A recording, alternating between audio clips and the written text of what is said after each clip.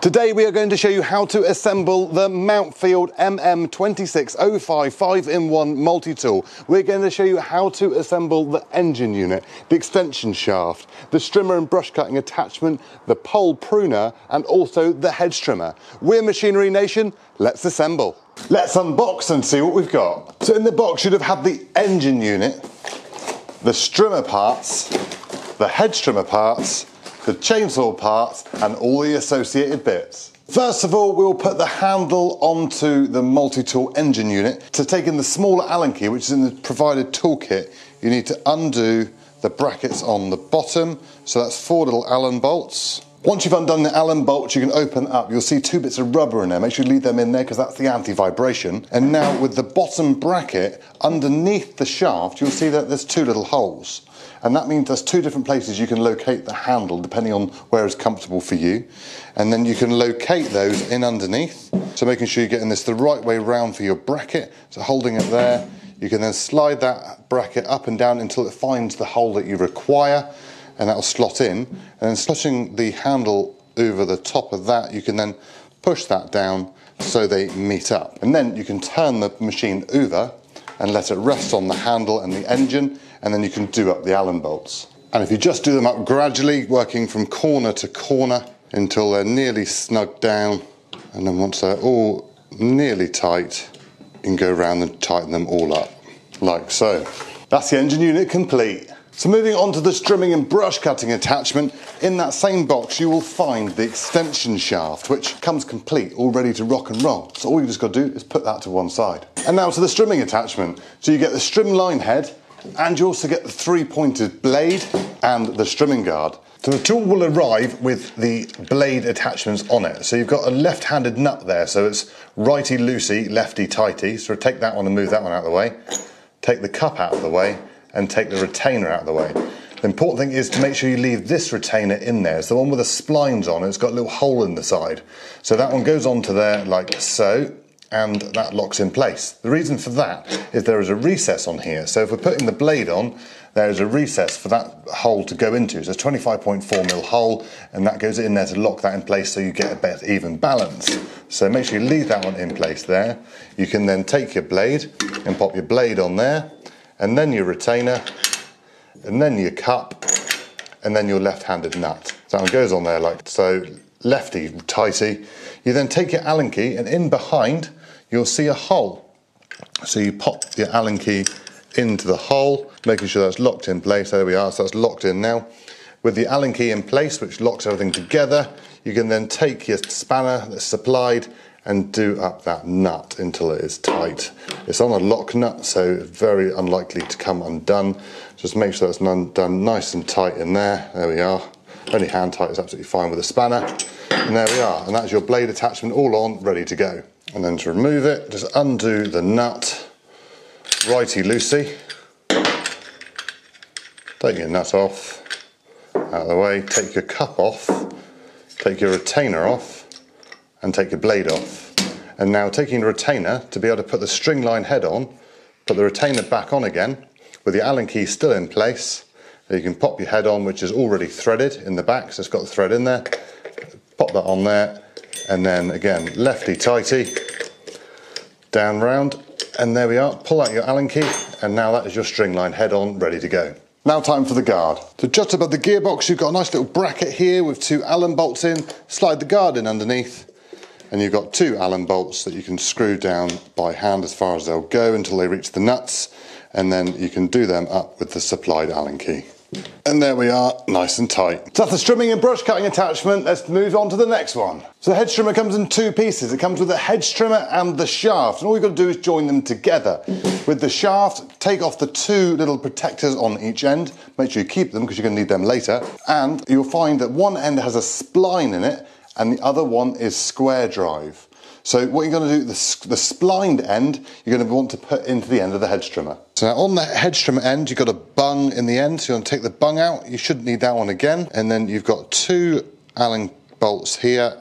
So have your Allen key, and you want to be able to take this one all the way out on the side and pop that onto one side, and then the other one you just want to slacken off because that one is just what keeps it tight onto the shaft.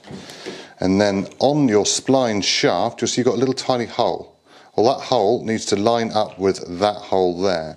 So if you put your shaft into the end, and just as you put it in, just give it a little twist to try and get those splines to line up. And as you push it in, you'll see that hole marry up with the other one. Once you've got them lined up, you can take your Allen bolt back, screw it back into the hole, and pop the Allen key on, down, all the way through. There we go. And then on the same one at the bottom, tighten that one up until you feel the tension, and then tighten that one down. You haven't got to go too tight with them. There we are. So now on the other end, you need one of your plastic caps you took off and put that back on again, just to protect that shaft on the end so it doesn't get damaged. And that is the hedge trimmer attachment done. Now to assemble the chainsaw pole pruner. So first of all, you need to undo the little 10mm nut and take off the clutch cover. So once you remove the clutch cover, you can then wind the tensioner back. So you want this pin as close to that sprocket as possible. There we go, it won't go back any further than that. So now you need to put on the bar and chain. If you take the bar, it doesn't matter which way the bar goes up. It doesn't have a right or a wrong way. In fact, it's good practice to change the size of the bar just so that you can get even wear on each side. And then if you take the chain, obviously watching your fingers, because obviously chains are sharp, and pop that over there, like so. And then what you'll find is on the chain, you'll find that the teeth are only on one side. So what we need to do is make sure that the teeth are pointing in the right direction to be able to cut the wood. So now as you pop that chain down over onto the sprocket, what you'll see is that the oil cap here is at the top.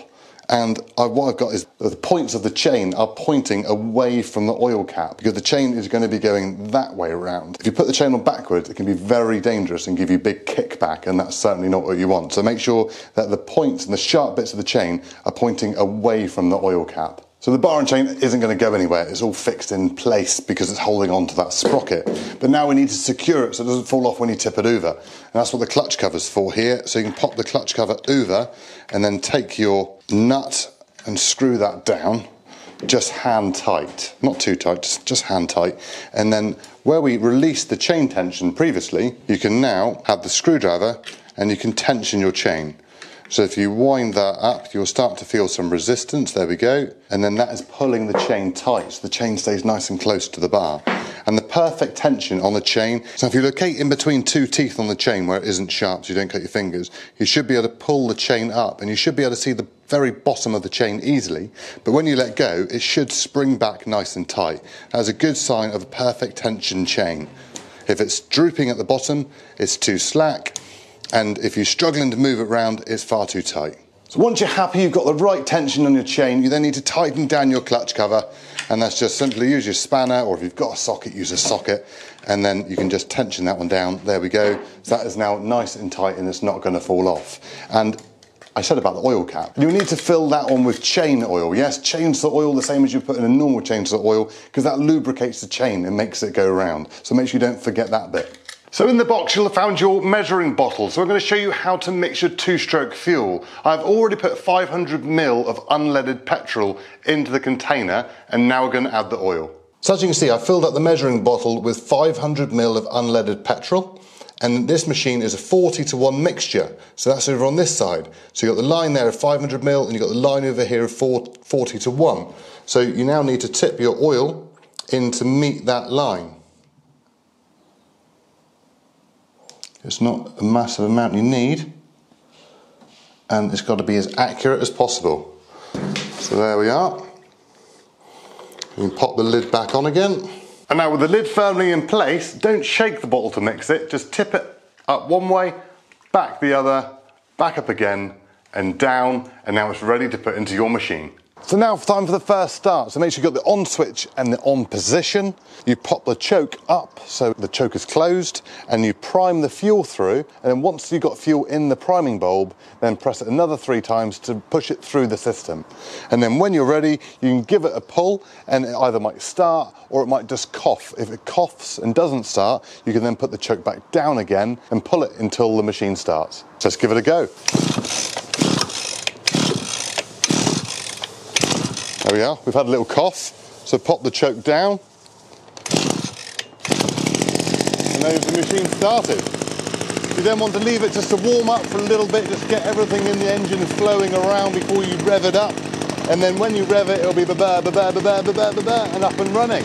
And then you can attach your attachment to whatever you want to use, and then you're ready to go trimming.